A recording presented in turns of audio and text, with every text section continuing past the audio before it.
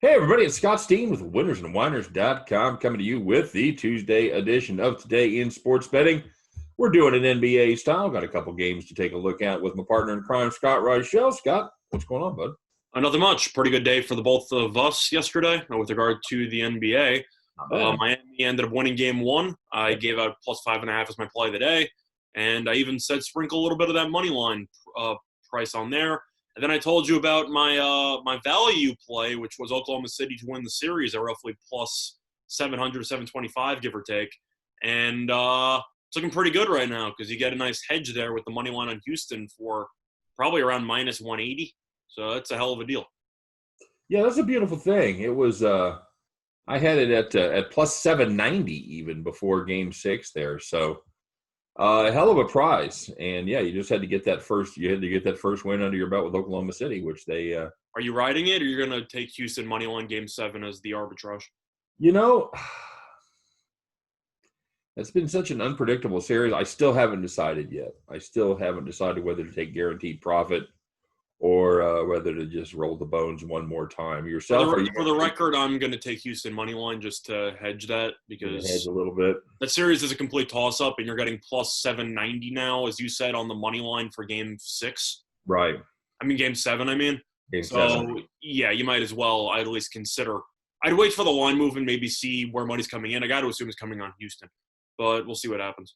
Right. I've got Houston still laying 210 there at minus 5. So yeah, so you still get a good deal on that. But all I know is that the two outcomes that I wanted to have happen yesterday happened. So I can't really get mad about that. And we both like the under in the Bucks game. And after a very high-scoring first quarter, the game completely slowed to a crawl, mostly because of Milwaukee, who just couldn't figure out how to score for the last 3 quarters.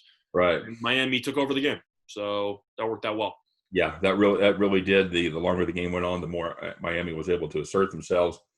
I don't know about the public in this Oklahoma City team. They just don't believe. I swear to God, because they look at the matchups on paper and go, "Who's on this team? Gallinari," and they win games. The Thunder could win Game 7. I think the public would still be betting against them. Yeah, it could be. I mean, once again, the series has been such a toss-up. I know I leaned Houston yesterday, mostly because I was going to wait to see Oklahoma City show me something. And I thought Westbrook, who would still look rusty, I didn't think he'd look as bad as he did in game 5, and he looked even worse. Dreadful. It was terrible.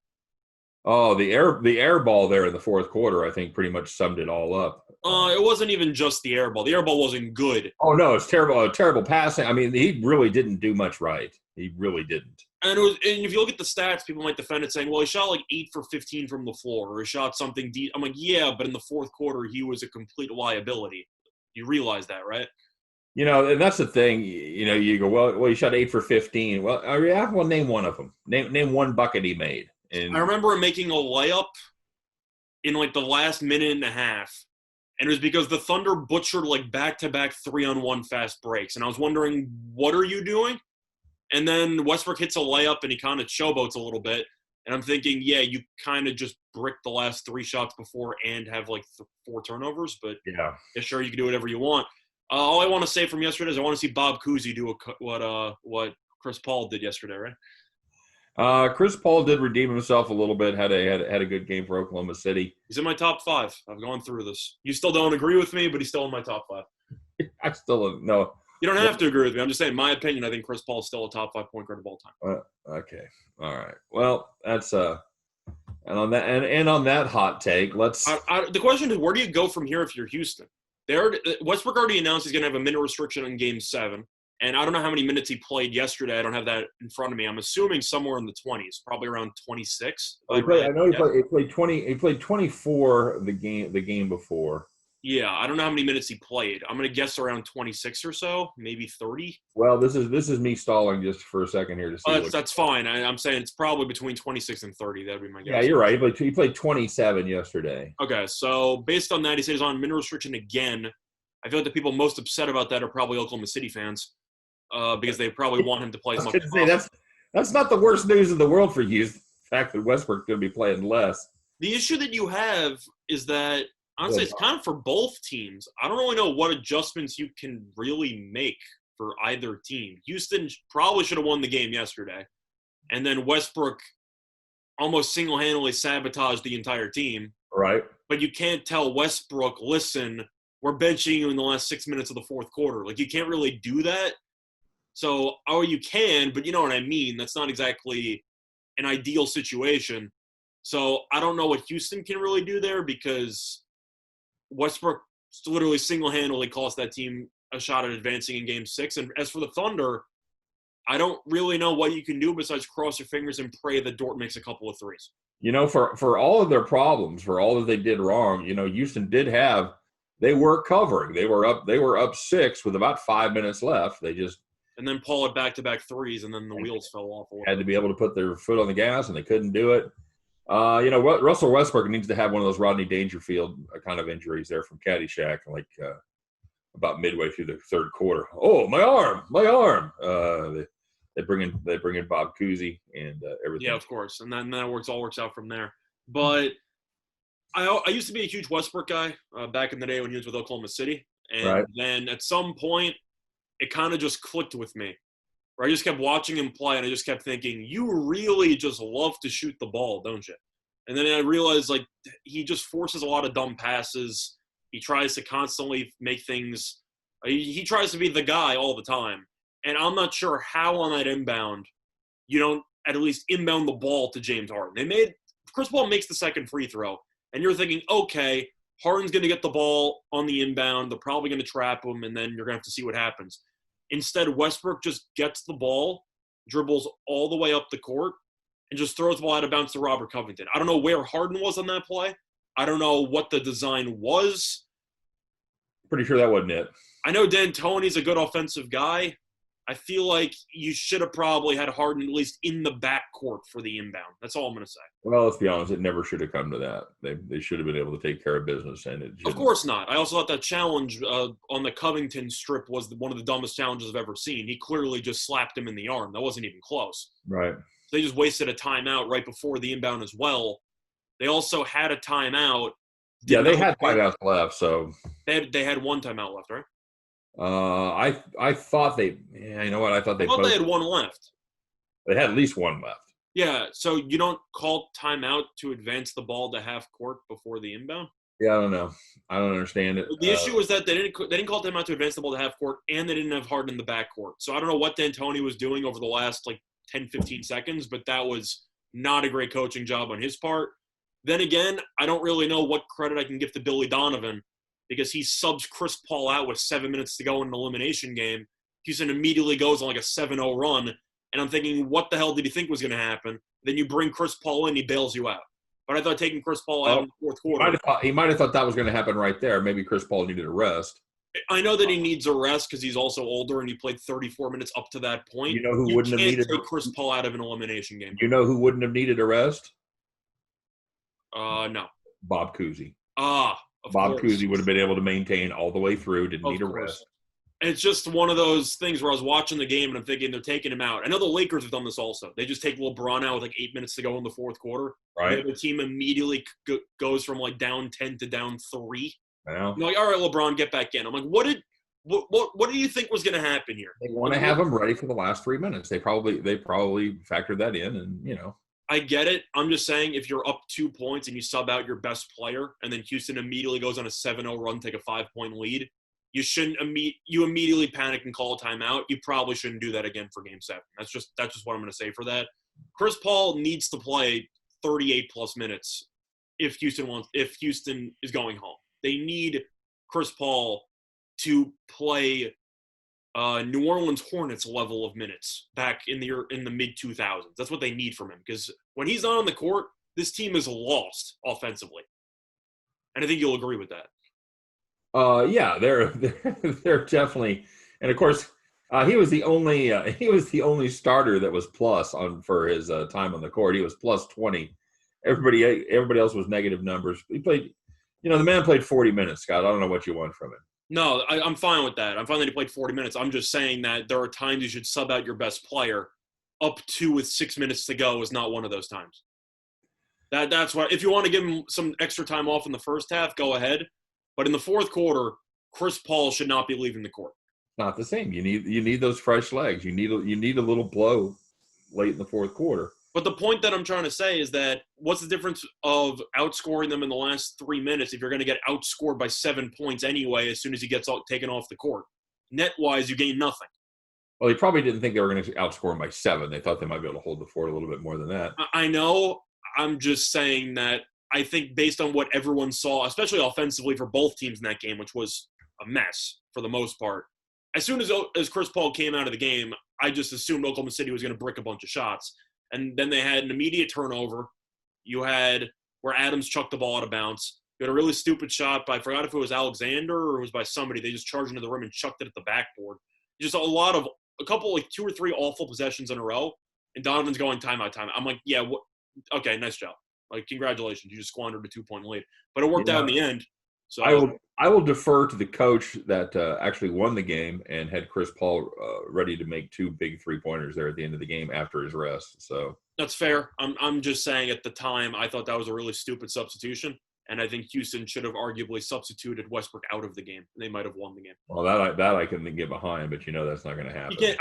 You can't expect him to pull Westbrook in the situation, but at least tell Westbrook, listen, Harden has to at least touch the ball every possession.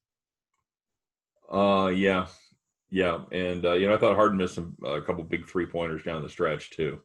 He made a couple though, so I at no point was I blaming Harden for the loss. It was just a matter of, one, I thought he should have been more assertive getting the ball, and 2, I don't really know what D'Antoni called up there, but you should have either A, used a timeout, at least to figure out what you were going to do, or B, or maybe they used the timeout during the review for the whatever, but either or, whatever they drew up was just terrible. So, well, the bottom line, it's tough for Houston to win when Harden shoots 3 for 11 from deep. It just is. If he's going to shoot 28% or whatever it is, that's not going to generally go well for this Houston team.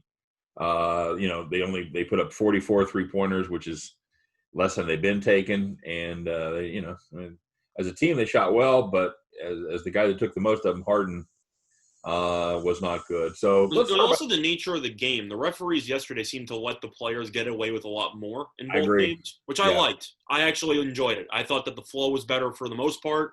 The reviews every 5 seconds at the end of the Milwaukee game was kind of a pain in the ass, but that you come to expect that in the last 2 minutes of a game. But I thought the refs actually did a nice job of not immediately calling everything.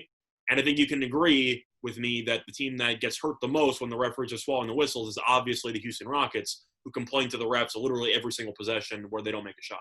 Well, as an underbetter, I was happy that they let him play. I thought, it was a thrilling experience. I'm just saying that Houston, part of the reason why they lost wasn't just Harden or even Westbrook. It was the fact that every time that they normally would get foul calls, they were not getting foul calls. And needless to say, Houston, who lives at the foul line and the 3-point line, got burned a little bit, and I was happy to see it. Yeah, well, that's the big part of Harden's game. He only made it to the line 8 times. Yeah, you're used to seeing him get there at least 12 to 14. Yeah, if you say that Harden's going to make it to the line 8 times and he's going to make 3 3-pointers, you say, well, you know what, Houston's probably not going to win. Yeah, I think the fact that it was that close just shows how, I don't want to say how much more talented Houston is than Oklahoma City, but there's been a couple of games here that Houston probably should have won, mostly Game 3 and Game 6, and they squandered both. Yep. I'm curious if that comes back to bite them in Game 7. You know where I'm leaning for Game 7. I know that that's going to be for tomorrow's video, but I don't know which team I can trust more right now because they both have moments that I don't trust either of them, but right. I guess I'm leaning Oklahoma City at this point. Well, I said that Westbrook coming in might throw a wrench in some stuff, and boy, he's thrown a couple of wrenches into some stuff. Yeah, he has. I didn't figure he would be a detriment to this squad at all. He could potentially come out and have a good Game 7, which is always a possibility with Westbrook if he drives to the rim. Do I think he's going to? No, I think he's going to be very passive because he's going to be afraid of sabotaging the game after he sabotaged Game 6. But Westbrook also has been known to show no conscience whatsoever on offense. It does make you wonder if how much of that injury is still bothering him. It's either the injury or the lack of just cohesiveness, not playing with the same players for about a week or so. But I think I'll agree with you. It wasn't an issue of explosiveness, though. Mostly decision-making. So I don't really know how much the injury played a factor. But at no point watching Westbrook did I think, oh, his quad looks awful. or, oh, he's lost explosiveness. No, he looked fine from an athletic perspective. It was just a matter of his decision-making, which has plagued him his entire career, was awful. Yeah, it was dreadful. All right, let's take a look at today's games. We got just 2 games on the slate, and both of them should The be lines fairly. are about the exact same on both. What's that? The lines are basically the exact same on both, which means you should be getting some very competitive games based on the lines right now. Yeah. You've got the Toronto Raptors favored because they're the number 1 seed and they pretty much have to be at this point. Well, they're the 2 seed, but they're the better seed in Or, this. well, they're the better seed in this one. Yeah, they're not the. I keep. Yeah, We say they're the 1 seed because they're probably the best team. I've already written off Milwaukee. Yeah, that's fine. Milwaukee's done. So, Miami's still like plus 148 to win the series after game 1, right? I think that's worth it. I think that's worth the play right there. Potentially. The truth is the issue they have is if Milwaukee wins game 2, then Miami's going to immediately skyrocket back to like plus 300. So that's where it's tricky. But yeah, just keep that in mind. Yeah, I know. But of course, if Miami wins game 2, then they're going to be like minus 250. The price comes down substantially. What do you think about this Raptors-Celtics game? Celtics, had an answer for them just about everything they did in game 1 there. Celtics made a lot of 3-pointers, and this is against the Toronto team that led the NBA in 3-point defense. Do you think that's repeatable, Scott? For me, I thought that everything that possibly could go wrong for Toronto went wrong for Toronto. So I think that based on the outcome in game 1, I think it's very telling that Toronto is still favored for game 2. I know Lowry was dealing with some injuries. He ended up playing. I can't say he looked that sharp, which didn't surprise me, but he did end up playing through injury. For the most part, Kemba and Tatum just did whatever they wanted, whenever they wanted, and Toronto had no answers. I know that Toronto was going to Siakam more than I thought they would, especially since Siakam has struggled since the bubble, and that kind of surprised me. I think that might be to get him going for future games. But I'm going to lean Toronto, and the main reason why is because I think this line is very questionable. And I think a lot of people are going to overreact because of what happened in game 1, when in reality, Toronto couldn't hit a shot and Boston hit almost everything in sight. Yeah, I agree. The only problem is that I see is the fact that Boston turned the ball over 22 times in that game. And they still won by like 20. And they still won. So, I do worry about the fact that they clean up those turnovers. But you can make an argument, though, that Toronto's defense still was effective. The issue is that Boston made every shot. So even if, let's just say the turnovers – move down to 17. If the Celtics start to shoot around 40-something% as opposed to whatever they shot in game 1, which was pretty much the lights out, then I think you'll agree that Toronto's right in there. Yeah, well, and the fact is Boston was able to limit them to just 15 points off those 22 turnovers. Yeah. So that's huge. They played good transition defense.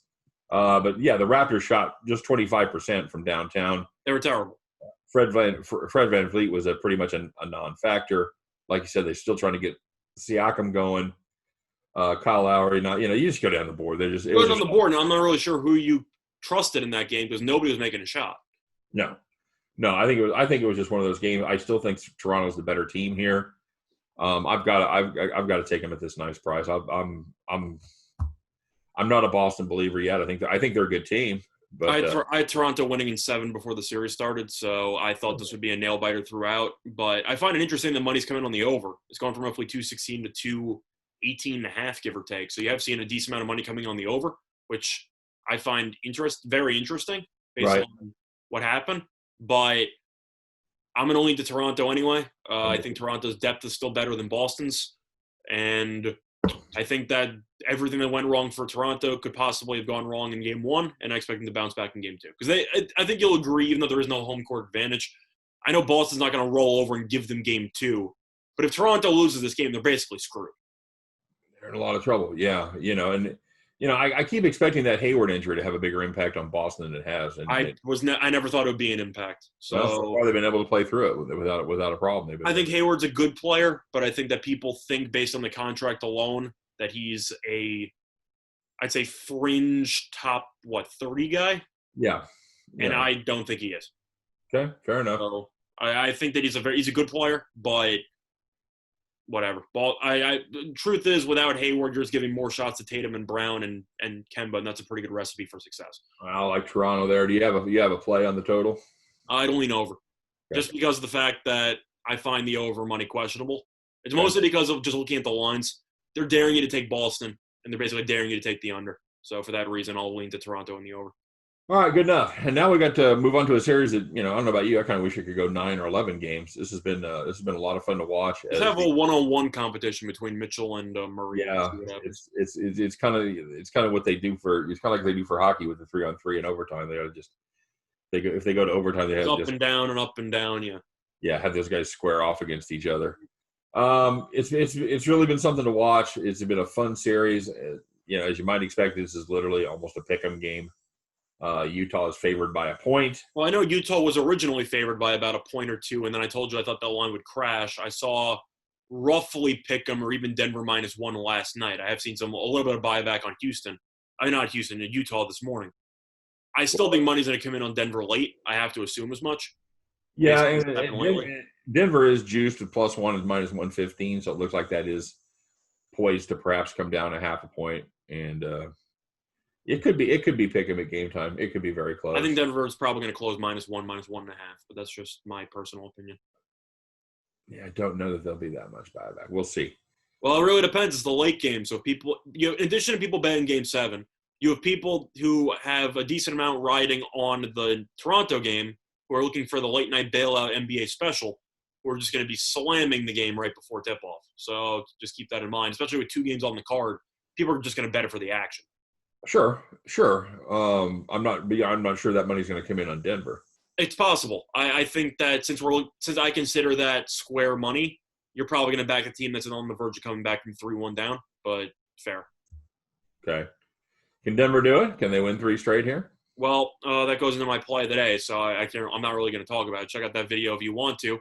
Okay. But I can give out my thoughts on the total. I know that you're the opposite. You have some thoughts on the total, but you don't have anything on the spread. So you want to give out your thoughts for the game? Yeah, I'm gonna lean towards the Utah Jazz. I just think I think they're the better team here. I still have questions about this Denver defense, although they have tightened it up here the last couple of games. And Utah's defense hasn't given you any questions? Yeah, I know. But Michael Porter has become once again kind of a non-factor. It's pretty much been the Murray show at this point.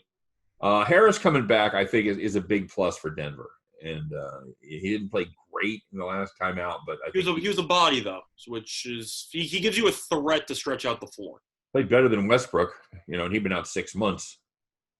Yeah. So yeah, I'm this is a tough one. It really is. I'm going to give a slight lean to the Utah Jazz. I expect this game to be a war, and if you want to go for a sick value play, game to go to overtime, maybe. If you can find that at like 12-1 or something, I think this game's going to be very close. It really would not surprise me if this game goes to overtime. I agree. I expected these to at least 1 or 2 of these to go to overtime, and it hasn't happened yet. I don't know what price you can get on that. I'm going to check. I know Game 1 went to overtime in the series, but I'm looking right now to see if both teams have been just neck and neck the entire series, and Denver has done a great job since they got blown out in the middle of Game 4. I'm not going to talk about the side that much. As for the total, I'm pretty torn here because Denver has been such an over machine that you kind of have to assume, well, I got to take the over here, especially at 217, which is a joke. However, as you saw with the referees yesterday, they seem to let the teams get away with a bit more yesterday, especially in some of these crunch time games. Right. I'm a little bit concerned that the referees might do the same thing in this one. Yeah, I'm going to lean over because it's Denver, and I feel like you kind of have to. You're going to feel like an idiot if you take the under and you go, well, Denver's 1-12 for the under since the restart. So right. I'll lean over for Denver. As for the game itself, I expect it to be good basketball. But I gave out a play today. I have a thought there for some value. But my main thought process there was just I expect a very good basketball game, but I think one team should do enough to squeak out a victory. Can you explain that? Can you explain the total move that it basically came down from 219.5 last time to roughly 217 right now? Are you talking about every game or just for this game? I'm talking about this game. I'm talking about what people are seeing to indicate that this is going to be an under. Do you just think it's the fact that the referees are going to let them play a little bit more? I think that it's twofold. The 2 things that I could think of are, one, the way the game was refereed yesterday, with the referees swallowing their whistles a bit more. I think they expect it to carry over into an elimination Game 7. And whether or not that's a fair, assumption is a separate story. But that's, I think, part of the factor. And two is the fact that a huge reason why these totals have gone over. First quarters have been really high scoring. The second half has been pretty low scoring the last couple of games in the series. Right. So maybe they're thinking if the first quarter or the first half alone ends up in the 50s, this game should go under because the second half, both teams have struggled offensively. So that would be my guess for the two reasons why money's coming on the under. Then again, that's pure speculation on my part. Do I think it makes sense? Not entirely. But if I really had to guess, those are the only two reasons that I could think of. Well, it has actually gone up since we've been talking. It's gone up a point. We opened this show, and it was Denver. It was 217. It's now 218, and that's just half an hour into the betting. So, or half an hour into our show. So it looks like people are waking up and going, "What?" and pounding that over. Do you have any thoughts with regard to the total move here? Because those are the two reasons that I could think of, and I'm not sure if you could think of anything else. Yeah, I think referee. I think it has to do with the fact that it's a game 7. I think they are thinking that the referees are going to let them play a little bit more. I'm just not sure that neither one of these teams have shown a proclivity to stop the scores on the other team. It's been the two of them that have gone at it. Both these games, Mitchell and Murray have virtually been unstoppable, and that doesn't have much to do with the refereeing or anything like that. I don't know, and I don't know what adjustments they can make at this point. I would assume if they could make them, they would have made them by now, and they haven't. Yeah, that would be my assumption too. By the way, for fun, I guess that an overtime would be 12-1. I checked FanDuel; it's 13-1. Okay, good. So if you want to sprinkle for some entertainment, if you have no thoughts on the side and you think that this game's going to be very competitive, overtime at 13-1, I think is definitely worth a sprinkle.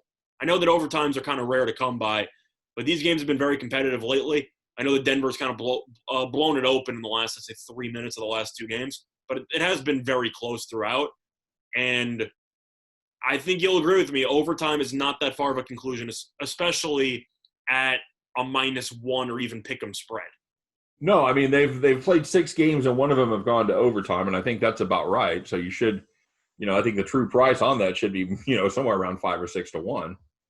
And yeah, I think 13-1 is a great deal there. I think you're getting a good overlay there. I'll tell you another good deal is the first half over 107.5. Yeah, that's what I also thought about that.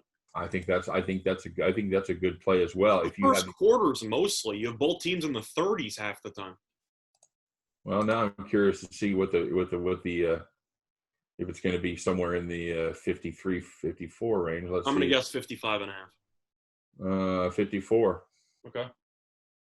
So yeah, I'd have to go back. First quarter wagers are dangerous though, because you have to wonder how the game is going to be officiated as these teams kind of feel each other out. But based on the track record of both teams in the series, first quarters have flown over, and it's not even close.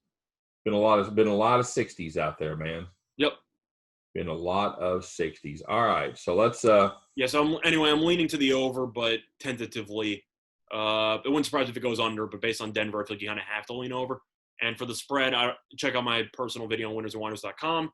But for a fun prop lean, I don't know if I'm going to take it or not. Maybe I'll give it out on Twitter. We'll see. But overtime, at 13-1, I think is a pretty solid deal there. Yep, agree. All right, and yeah, I'm the opposite. I've got Utah to take care of business here as a small lean.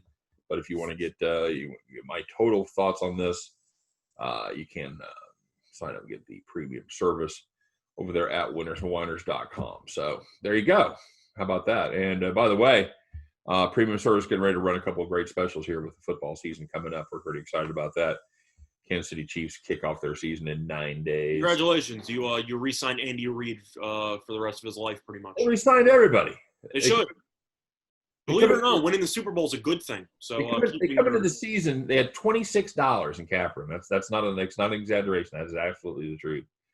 They had $26 in cap room, and they were able to give a deal to Mahomes and Chris Jones and Travis Kelce, Andy Reid, Brett Veach. They get Sammy Watkins to restructure his contract. They're going to have to sell some people off in about a year or two, but everything's good. So yeah, we'll see. Yeah, I know that brief thought there with Andy Reid.